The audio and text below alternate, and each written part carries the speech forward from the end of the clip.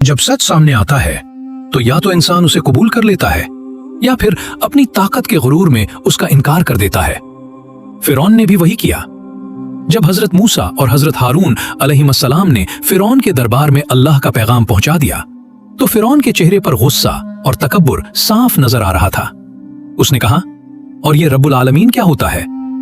हजरत मूसा अलैहिस्सलाम ने पूरे इत्मीनान से जवाब दिया, रब्बुल आलमीन वो है जो आसमानों और जमीन का रब है और जो कुछ उनके दरमियान है सब उसी का है, अगर तुम यकीन रखते हो।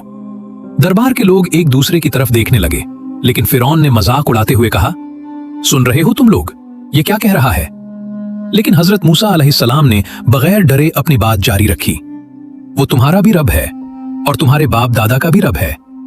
यह सुनकर फिरौन और भी भड़क गया। उसने कहा, अगर तुमने मेरे सिवा किसी और को माबूद माना तो मैं तुम्हें कैद कर दूंगा। यह सीधी धमकी थी, लेकिन हजरत मूसा अलैहिस्सलाम ने पूरे यकीन के साथ कहा, क्या अगर मैं तुम्हें कोई वाज़ेह निशानी दिखाऊं फिर भी? फिरौन ने गुरूर से कहा, अगर तुम सच में हो तो अपनी निशानी दिखाओ। अब मंजर पूरी तरह बदल चुका था। फिरौन ने फैसला कर लिया कि वो इस बात को एक अवामी मुकाबले में बदल देगा। उसने अपने मुल्क के सबसे बड़े जादूगरों को बुलाने का हुक्म दिया। हर तरफ ऐलान कर दिया गया कि एक बड़ा मुकाबला होने वाला है, जहां हजरत मूसा अलैहिस्सलाम अपनी बात साबित करेंगे और जादूगर अपना जादू दिखाएंगे। एक बड़ा दिन मुकर्रर किया गया, जहां पूरा मुल्क जमा होने वाला था। अब सिर्फ बात नहीं थी, ये सच और झूठ का सीधा मुकाबला होने वाला था।